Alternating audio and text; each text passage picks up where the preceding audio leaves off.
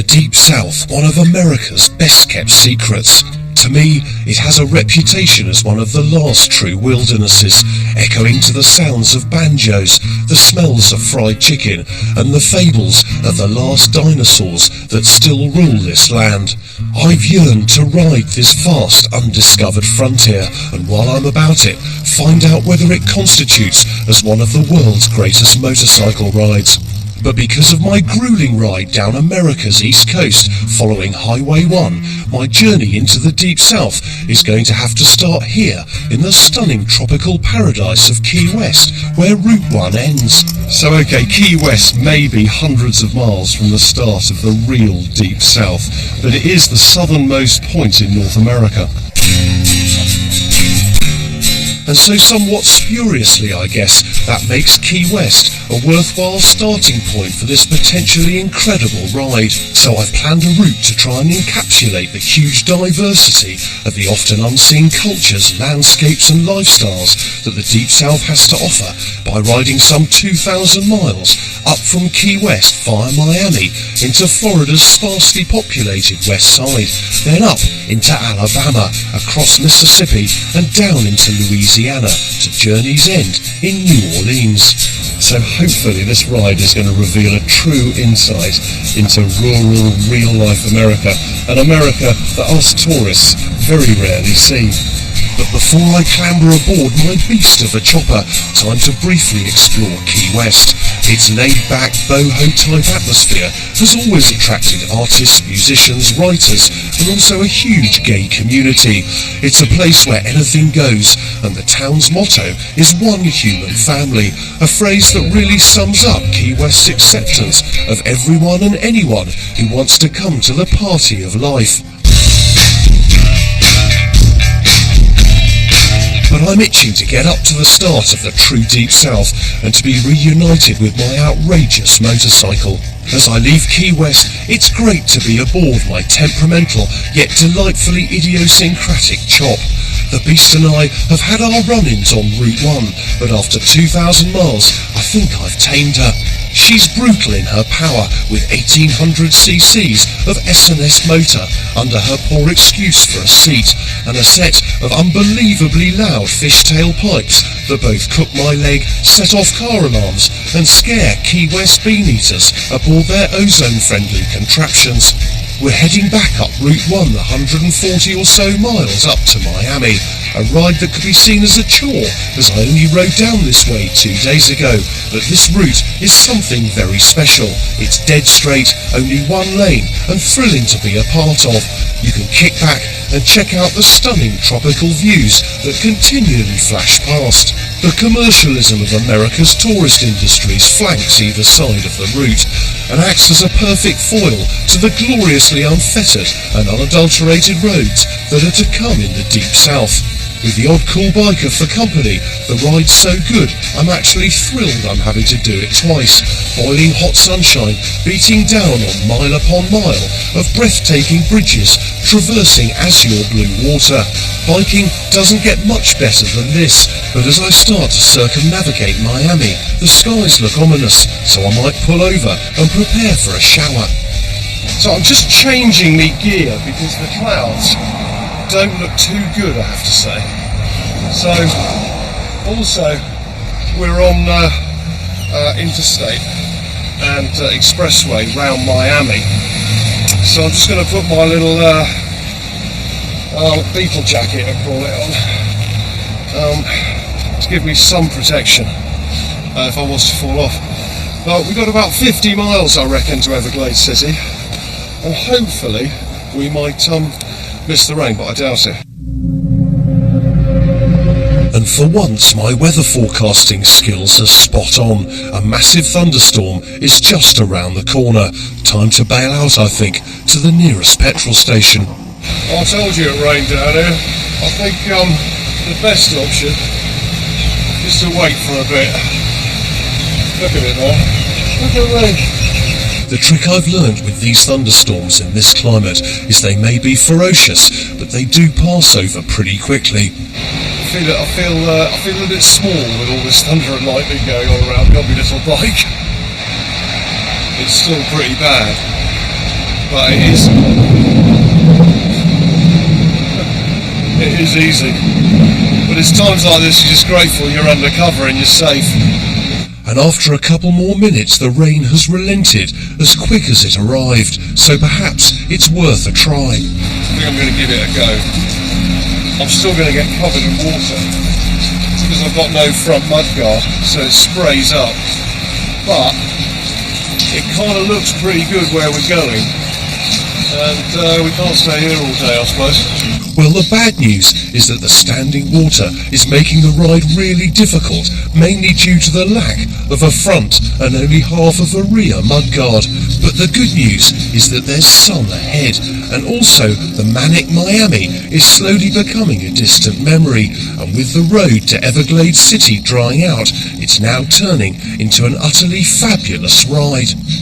Do you know what? It is really weird how quickly things change here. I've just got off the bike to just take stock, really. I'm soaking wet still.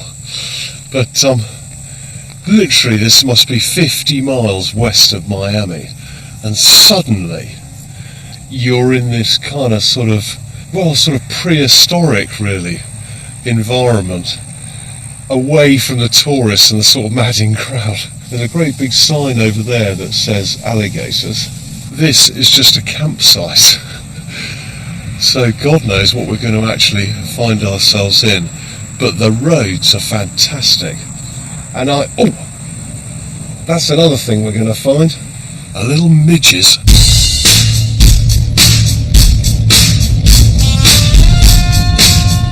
So I can't wait to get back on the beast and head into this seemingly alien landscape. As I ride the 25 miles or so to Everglades City, it seems like the modern world has abruptly come to an end, and I'm entering a mysterious and possibly dangerous environment where alligators rule and the midges and humidity only serve to emphasise my subordinates to Mother Nature. On the other hand, this arrow-straight ribbon of road and the sunset ahead lures me hypnotically into this fascinating and extreme habitat. But as my imagination races with visions of what incredible creatures and strange beings could lie ahead, my wing mirror falls off. That's the start of the problems, isn't it? And I've just felt a knot fall off back up there somewhere. If you watch Riding Highway 1, this bike caused all kinds of problems, and I thought we'd cured it, but nothing's just falling off. I need to go and try and find that bobble. I'll never find it, will I? I know it's just a wing mirror, but I was having such a great ride, and it's depressed me no end because I fear a return to the problems of Route 1. But after a rather half-hearted look, I'm giving up. Well, I can't find it. I mean, you know, it's like looking for a needle in a haystack. So we'll try and find one tomorrow and fix it up. Oh, that's where we're staying. So that's the result. The Rod and Gun Restaurant, Cottages and Guides. Quite like the truck, though. And little do I know, the said hostelry is only a few hundred yards down the road.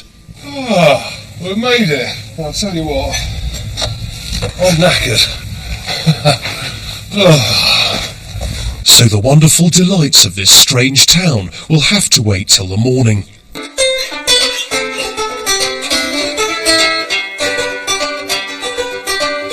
Well, good morning from Everglades City. Now, last night riding in here, I was under the illusion that I was going to be in a huge city with sort of tower blocks and things like that. So don't believe the word city. This place is absolutely tiny. The weather. Let's talk weather, shall we, for a sec.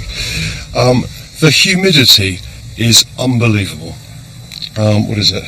It's sort of 9:30 in the morning, and I'm already wringing wet. Now, really, you are stepping back in time here.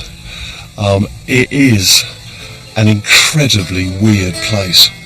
Everglades City is just a collection of mainly wooden buildings centred around our digs for last night.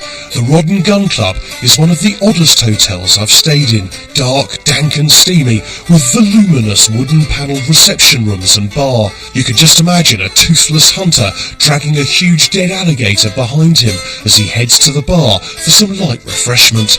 Everglades City itself was supposed to be another Miami, but alas, some ideas fall on stony ground, and the only major thing it's been famous for was in the 70s as the centre for marijuana smuggling. Being home to a remote airstrip and loads of secret river inlets, you could surreptitiously drop your bales of weed off, and everyone, I guess, was too stoned to notice. Nowadays, however, it relies on the tourist trade, especially punters searching for great fishing. All this may be fascinating, but I'm so hot I've got to get on the road, and I'm throwing all precautions to the wind and taking full advantage of Florida's helmet laws. Basically, you don't need one. I've got to admit to you that I've never ridden a motorcycle on open roads devoid of any headgear, and I tell you what, it's fantastic. It's the ultimate statement of personal freedom, and here, on these wide open, empty roads, it's the perfect place to experience it. You would have to try exceptionally hard to fall off, but I do still feel a little vulnerable. The best way I can describe the feeling is it's like spending a night with the girl of your dreams, but not using a condom. Hugely satisfying, but probably pretty stupid. Luckily though, before I embarrassed myself any further, I arrived windswept but thrilled at our first stop of the day to experience what they do best down here, a little bit of airboating. Here at Wootton's Airboat Tours, a few miles out of Everglades City, you can indulge yourself in the delights of a 6-litre V8 engine propelling you across the water attached to a large upturned matchbox at speeds of over 50 miles an hour. Seems like it could be fun. And my word, what fun it is, slithering and sliding over the sweltering swamp, safe in the knowledge that this boat has no hull or nasty propeller in the water, so there's no chance of you damaging the wildlife as you go crazy on the surface. The Everglades is the third biggest national park in the US, and it's home to thousands of extraordinary flora and fauna, like dolphins, manatees, and over 1.2 million alligators. It's also the only place in the world where alligators and crocodiles share the same habitat. Either way, this ride is an absolute must if you're either into wildlife or big V8s or both. Not many attractions can do that. And to top off the morning, on my return, Robbie the Wootton's mechanic is doing what Southerners do best, helping out someone in dire need.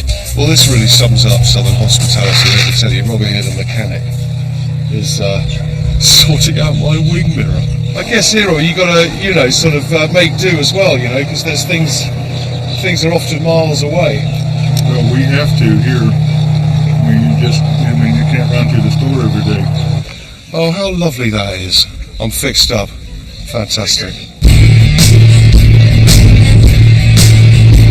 Well, with huge gratitude to Robbie, I'm thrilled to be riding again. This road, the 41, runs all the way from Miami to Naples on Florida's west coast, and as far as I can see, there isn't a bend on it. I've made the decision to put my lid back on, mainly because I just feel with some 1,500 miles still to ride to New Orleans, I may be asking for trouble. Swapping the urban jungle of Florida's east coast for this one is a quite astonishing phenomena, mainly due to the fact that it's all happened so quickly. This is the flip side of Florida that us tourists rarely see, and to me, it's a quite incredible experience. All too soon though, the outskirts of Naples engulfs me, and yet another brilliant ride is at an end. Well, what an amazing ride to Naples, hey? That's what it's all about. Long, straight roads and beautiful sunshine. Now, Naples really is famous for loads of second homes and all that kind of stuff, but it is the centre of some of the world's craziest motor racing.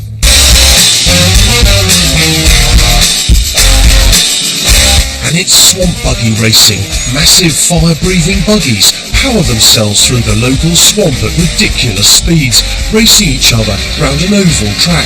The spectacle is amazing, and one of the most famous drivers in buggy racing is Amy.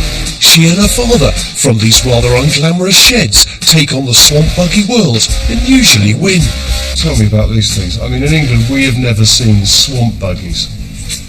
They're pretty unique. The only place in the world is here in Naples, Florida, that we race them. Only track in the world. They've been around 60 years. Started in 1949. The best way to describe A swamp buggy is a tractor slash boat. You have your tractor tires on the back. You got your front skis that basically your whole front end is up out of the water when you're racing. The tractor tires give you the traction to give you the speed, and basically your front tires never touch the ground. If we go over here, Amy, right, I'm fascinated about the engine being a petrol head. I mean, that looks a serious block. It's a big block Chevy 454 block. They're anywhere from 8 to 900 horsepower. Forgive me, but you are a lady, Yes. right? But you're also a swamp buggy champion. Yes. Now tell me, how did that come about? A lot of hard work, a lot of hours in the shop with my dad and my Uncle Gene. I knew when I was 10 years old that I wanted to race swamp buggies, and I wanted to be the first woman. And you are, and you've succeeded. I finally did it. That's wonderful. 16 years later, first woman in 60 years to ever win swamp buggy races. So. Is it a really male-dominated thing? Yes. Are you the only one? I'm not the only woman racer, but I'm the only woman to ever win the big feature.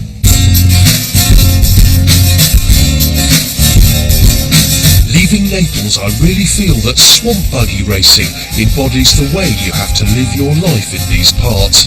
You have to create your own fun, and often your own rules, and you have to adapt the things you love to the weird environment you find yourself living in.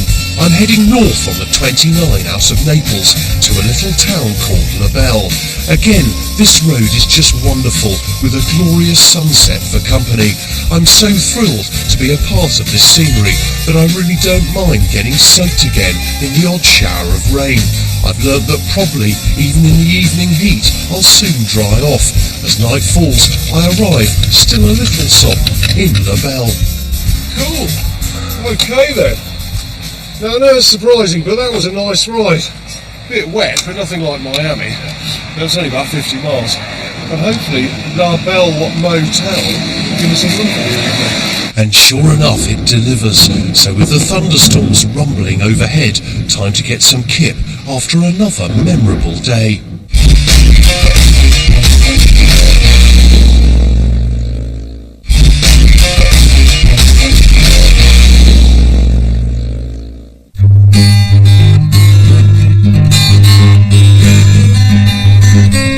Well, this morning it was a little bit misty in La Belle, but the heat, what was it, 9:15?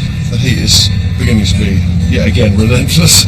I love these little motels, and I don't know why, it's just the simplicity of them. Just sit outside, watch the world go by, with your bike just out here. It's absolutely lovely. Now, we're going to do about 15 miles now to see a bloke about some alligators. About 15 miles out of La Belle is a place called Gatorama, where you can get the chance to get up close and personal with these magnificent reptiles. I have severe reservations about this type of amusement park. On the other hand, people do have the opportunity here to see these fascinating creatures at close quarters. But I've come here to meet with Lindsay, who is in charge of the nuisance alligator program in the whole of Florida. His call centre, would you believe, gets up to 10,000 calls a year from often quite terrified members of the public. How dangerous are they to the community in Florida, really? Alligators are not really that dangerous to people. If you look at it statistically, we've been keeping records for about 60 years in Florida about alligator bites, and we've had just over 300 alligator bites in 60 years. And about 22 people have been, died as a result of those bites, while every year in Florida, on average, about 450 or 60 people drowned in Florida. Well, to my mind, the statistics speak for themselves. As always, if you respect these beasts, they probably won't eat you. Seems like a fair deal. To me, they are truly majestic, and the respect they command only serves to emphasise my vulnerability. Perhaps the world would be a better place if us humans weren't so consistently complacent about our position at the top of the food chain. Now, the great thing that I've just found out about Lindsay is he's a biker himself. Lindsay, what's this then, a Victory? This is a Victory, yeah. It looks a hell of a lot more comfortable than me. It's a good bike. I've ridden it to Tennessee and back a couple times.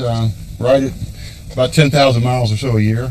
Oh, really? So you're a hardened biker? Yeah, I like to ride. I enjoy it. I'm on my way to Tampa today. Oh, well, we're going that way. Yeah, I thought we'd ride a long while together. Well, we could cruise along together a little bit. Well, look, well, let's go and let's just ride, shall we? All right, sounds good to me.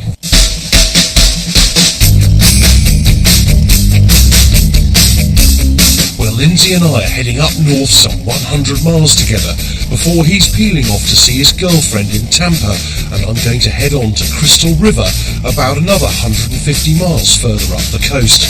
I normally avoid riding with other people, but our Lindsay's a great companion, and it's a pleasure to soak up the miles with him. Yet again, this ride proves that if you crave sweeping bends interspersed with serious twisties, then riding this part of Florida is not for you. I seriously don't think I've leant into a corner for a few days. For me, this is cruising at its best, and why you want to ride in America. You can kick back, soak up the countryside and the culture, and I've even been known to check my emails as I fuddle along. Soon though, it's time for Lindsay to head his separate ways, and for me to get some gas. Well, it's hot and it's lovely. It's great riding. We've left Lindsay behind. He's gone off up to Tampa. What a nice chap. It's nice to ride with someone for a change. Just one other thing here. The roadkills are weird here, okay? There's wild bulls, armadillos, all that kind of stuff. But what is interesting is you can actually smell them before you see them. I guess it's the weather and the size of them. But that's something we don't get in England. As I head off on my own to do the last stint of the day up to Crystal River, Florida's interior continues to amaze. I've left the swamps and the alligators behind, and now find myself cruising through cattle ranching country. The landscape may have changed, but one thing is constant here, the boiling hot humidity, and as I arrive in Crystal River, yearning for a sun visor as the evening rays shine directly in my face, I return to yet more coastal swamps. Today's been exhausting, but what a day's riding I've had. Well, that was a hard ride, but it was a wonderful ride. And as the sun sets on basically a perfect day on the road, we're here at Crystal River at the Paradise Found Island. And you hear that? There's just absolutely nothing. It really is peace and tranquility. And you never know, we may actually have found, paradise. But as I retire to bed exhausted, I've got this feeling that there are two hopes of that. No Hope and Bob Hope. Next morning reveals what can only be described as Steptoe and Sons Tinker's Yard in a swamp. I truly have never experienced anything like this.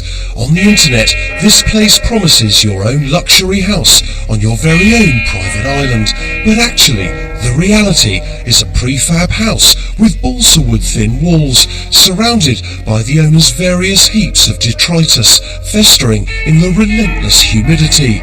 If I'd wanted a holiday like this, I would have saved on the airfare and knocked on the door of my local squat. It beggars belief that this supposedly romantic hideaway or small landfill site exists. Sometimes doing my job, you wake up supposedly in paradise. And you wake up with two things. You wake up with a huge surprise, and you also wake up devastatingly depressed. This isn't paradise found, this is paradise lost. So, lesson to be learned is don't just buy off the internet. Check things out, make some calls, make some inquiries. I mean, we're only staying one night here, but you could get landed up here for 2 weeks.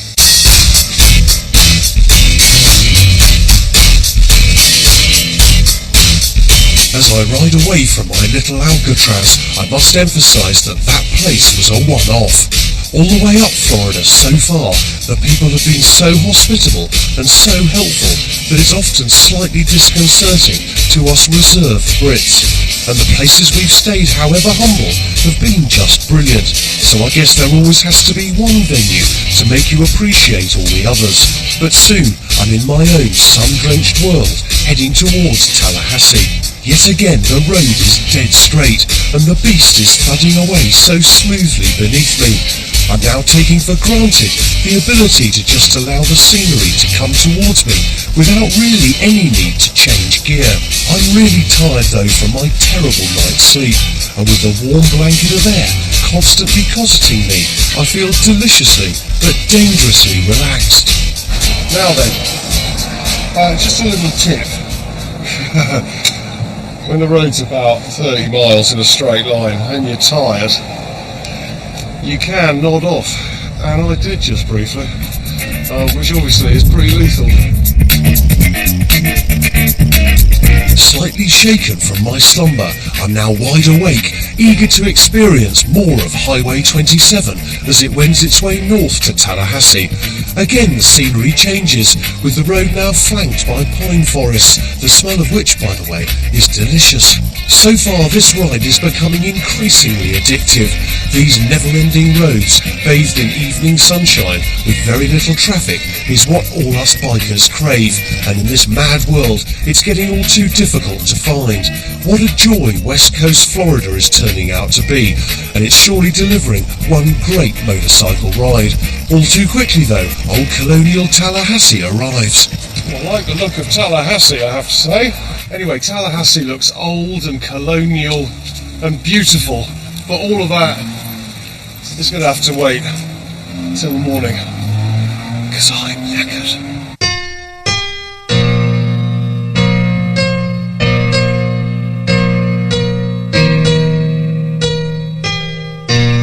Well, what a difference a day, or more importantly a night, makes when it comes to accommodation. Welcome to one of the nicest B&Bs I've stayed in on this trip.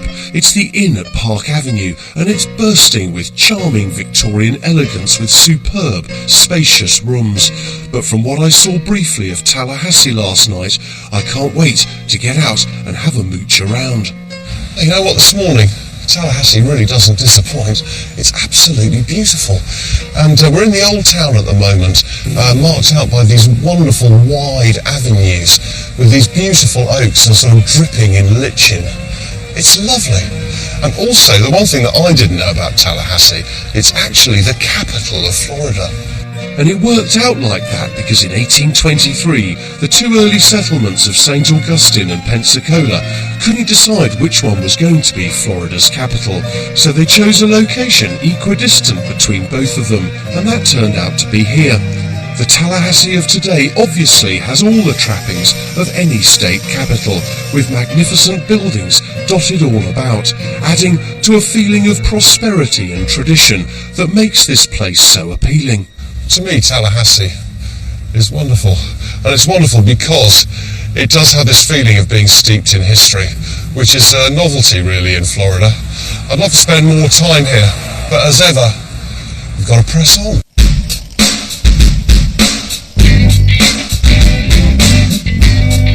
Riding out of Tallahassee, you do feel that Florida has been a real eclectic mix of cultures. The South is a magnificent wilderness that now has a special place in my heart, but as you head north, you get the feeling that modern civilization has slowly returned. In fact, the Florida south of Tallahassee was only truly explored in the early 1900s, but let's hope the tide of commercialism doesn't continue to infiltrate into the fabulous local people and stunning tropical wilderness I've had the pleasure of experiencing. I'm close to heading into Alabama, but there's just time for one more stop.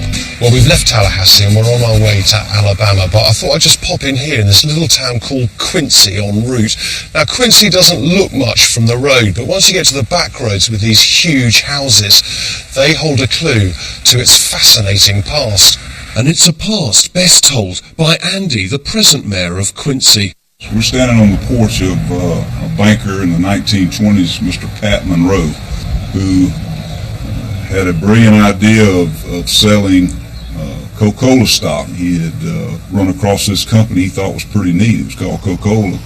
And he introduced it to his customers, the farmers here in Quincy, and really encouraged them to become stockholders in this new company. And the stock was sold at 2 cents a share back in the 20s. At one time, the number was 67 major stockholders here in the city of Quincy. I wasn't as fortunate. My granddaddy actually was a bootlegger back in the 20s, so I wasn't one of the Coca-Cola stock babies. The Coca-Cola stock soared in value and the rest is history. The 67 families that bought these shares did, as you can imagine, seriously well, and put Quincy firmly on the map as a millionaire's paradise, thanks to their passionate local bank manager. Still to this day, a lot of the families still remain and put a huge amount back into their beloved little town. Funny how life changes. Suggestions from my bank normally come through a call centre in India.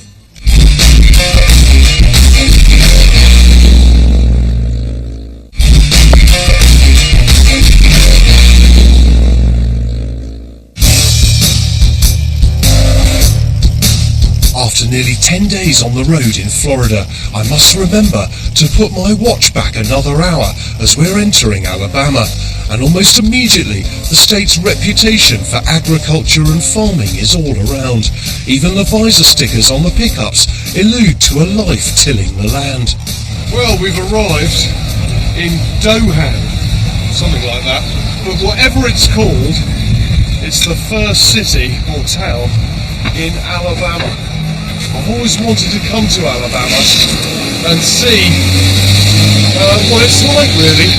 Its reputation is one of sort of Hicksville and kind of rednecks and all that kind of stuff. But I've got this funny feeling that people are going to be brilliant. Anyway, a little bit of Alabama fuel firstly. As the evening draws in, I head out of Dothan for the 130 miles of Bamby's Highway 231 to Troy. I can't help reflecting that my guidebook only gave the whole state of Alabama a measly 2 pages, but that really sums up why I want to ride through here. It seems that Alabama is strictly off the tourist map, and that's music to my ears. So far on this ride, all the way up Florida's west coast, I don't think I've met another tourist. The Deep South is proving to be truly one of the best bike rides that somehow the rest of America's forgotten. So we're in Troy, so that means we've done about 130 miles into Alabama, and my bottom's very sore. This stage of the trip we've probably done about 1,000 miles, and much as I'm bonding with my motorbike now, I do understand that perhaps it's a bit radical to do such a long trip on. The comfort inn beckons for a night in Troy, and we'll kind of, as always, explore a bit of this tomorrow.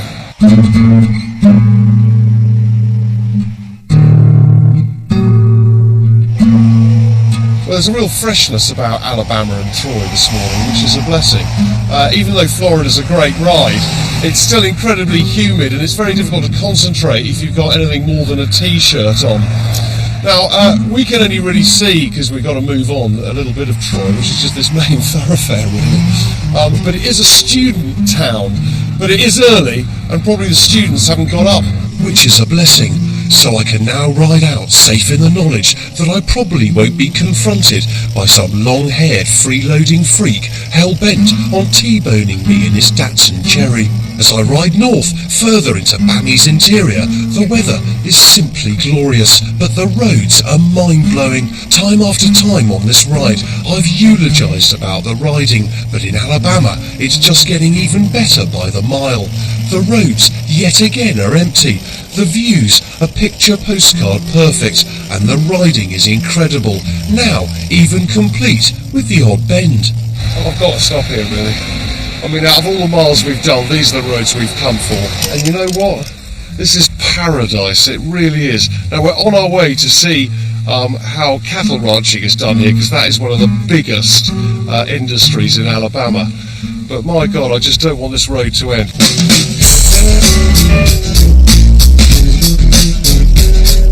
Just down the road is a little town called Hope Hull, and it's home to Chuck and his family, who've been ranching beef cattle here for generations. Alabama has over 25,000 beef cattle farms like Chuck's, and cattle have played a major part in the state's economy since the early 1800s. But Alabama definitely, with all the other southeastern states, has a huge impact on the beef industry in the United States, in that we can probably, due to our climate, we can just about have grass year-round, and that makes the southeast a big part of the whole beef cattle picture. What are these guys then? These are Key huge to me. Angus. These are Key Angus bulls, and Key Angus are a cross between Angus, which originated in the British Isles, and Chianina, a breed that was brought over in the late 60s, early 70s from Italy. What we've done is taken the Chianina cattle, which were a lean type beef animal, and crossed with the Angus cattle, kind of to try to make an animal that was good to eat and less fat. The technicalities of rearing cattle may be one thing, but the quality of life here is quite another. What a wonderful environment this Alabaman countryside truly is for Chuck and his family to earn their living.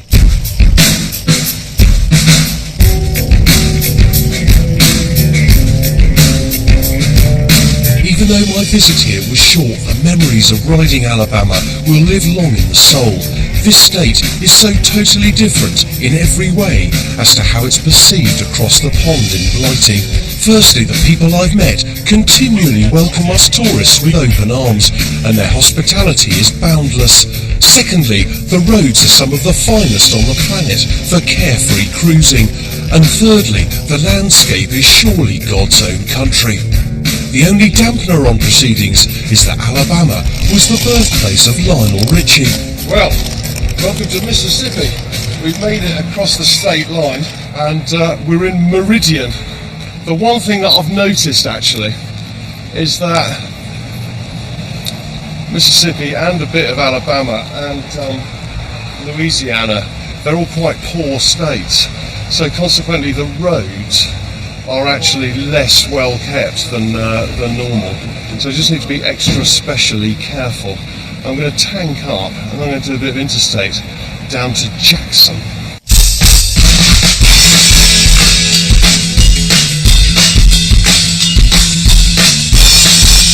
All too quickly though, my concerns on the state of the roads are put on hold as I hit Interstate 20 down to Jackson.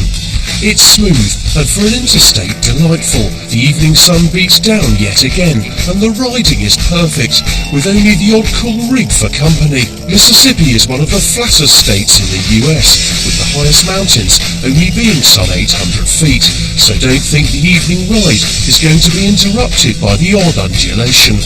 Wherever I ride here in the Deep South, you get this constant sense of personal freedom. It seems that the confines of political correctness and speed cameras have yet to blight this wonderful landscape and culture. I get a feeling that this area is one of the last bastions of self-regulation and often self-respect, and you can still cling on to the idea that you're an individual rather than a number, a feeling that has been eradicated in Europe years ago. The other controversial endorsement, however, of this sense of freedom is the ability to carry a gun.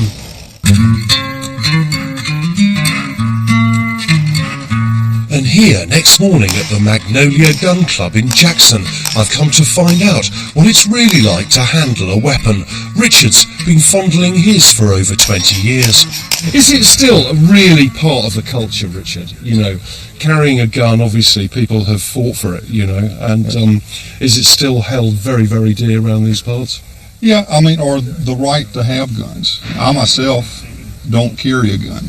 I try to keep one where I can get to it, but as far as carrying one on my person, I don't. There's no real need to do it, but it's just all about freedom to be able to do that.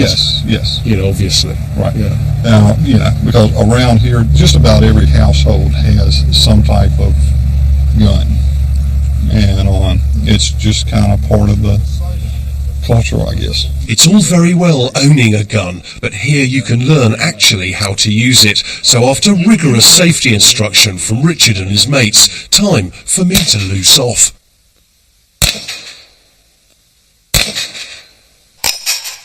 How was that then? Great.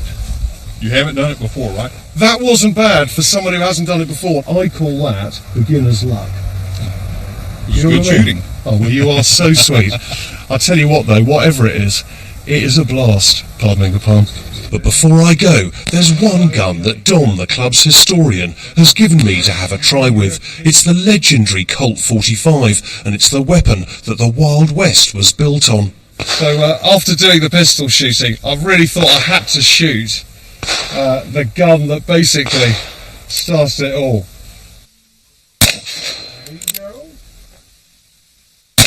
That was wonderful fun to be able to actually shoot a Colt 45.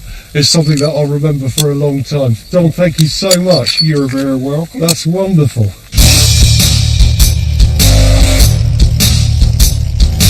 As I head out of Jackson to do the last 100 miles or so to our final stop in Mississippi, I can't help thinking that there's been a lot of pain in these parts, probably at both ends of a Colt 45, to hold on to this freedom that is so staunchly protected in modern America today. For me, my brief relationship with Mississippi is nearing its conclusion, but the road continues to thrill, and I'm gutted that time is yet again against me. I'll just have to make do with a quick stop in the little border town of Natchez. Natchez is a lovely little town, and it marks really the end of our journey through Mississippi, mainly because it sits on the banks of the Mississippi River. Now, across that bridge, which we'll ride across in a minute, is Louisiana, and the start of the last day's ride into New Orleans.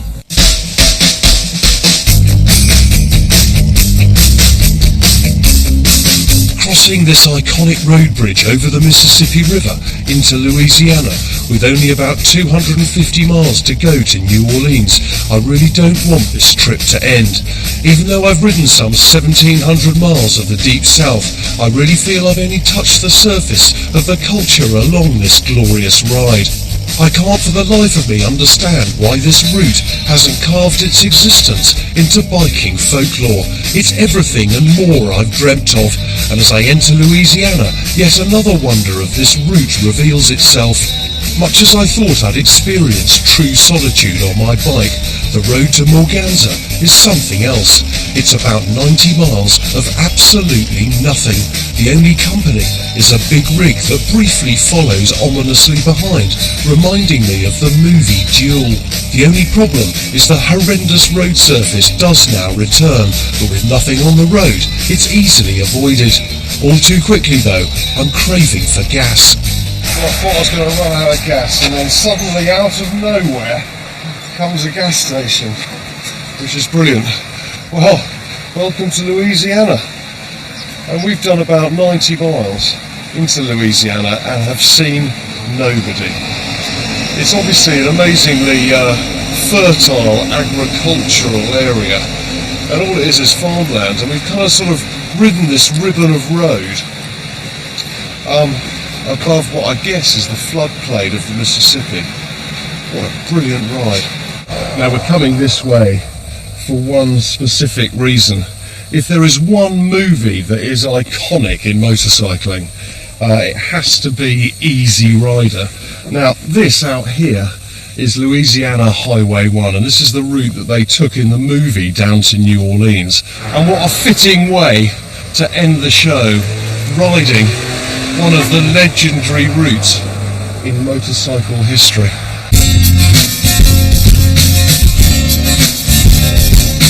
Like most iconic moments in pop culture, filming the movie on this road was actually a second thought.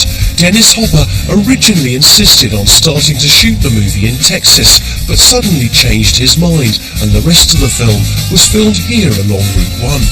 Easy Rider was seen on its release in 1969 as a landmark counterculture movie, and heralded a new dawn for Hollywood, who now realised that money could be made from low-budget cult flicks. I always thought that Peter Fonda as Captain America looked a bit of an idiot. I was always a Dennis Hopper man myself. Either way, to be here, riding this route, is a dream come true, something that all of us should do before we die.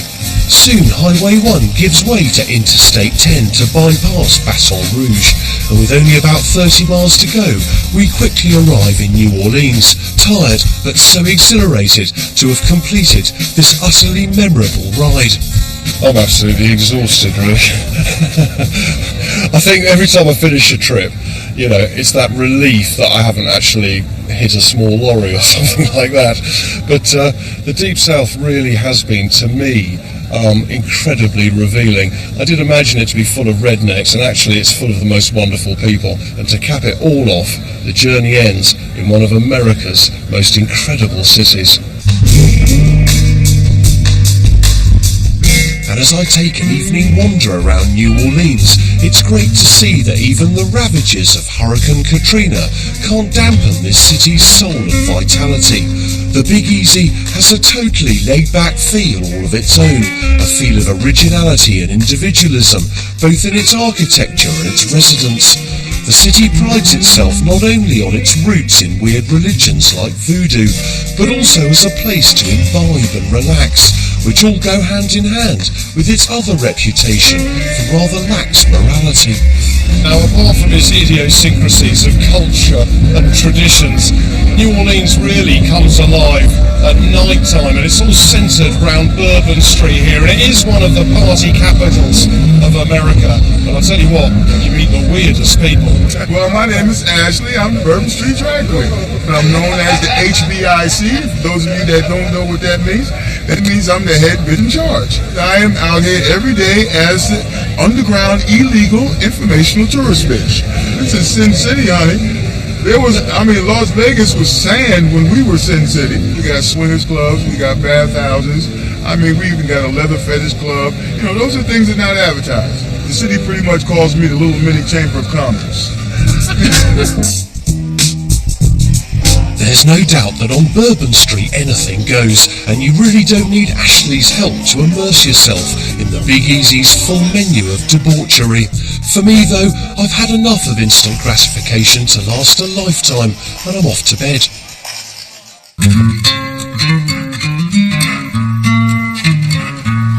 Next morning there's just time to treat myself to a languid cruise down the Mississippi on one of the last remaining steam paddle boats still running on this great river. It seems rather fitting actually to let someone else do the driving on my last morning in New Orleans. It's also the perfect opportunity perhaps to reflect on what has been a memorable ride. Well, as I relax, taking in some wonderful views, the big question is whether riding the Deep South was one of the world's greatest motorcycle rides. And the answer is an emphatic yes. This ride has been a total revelation.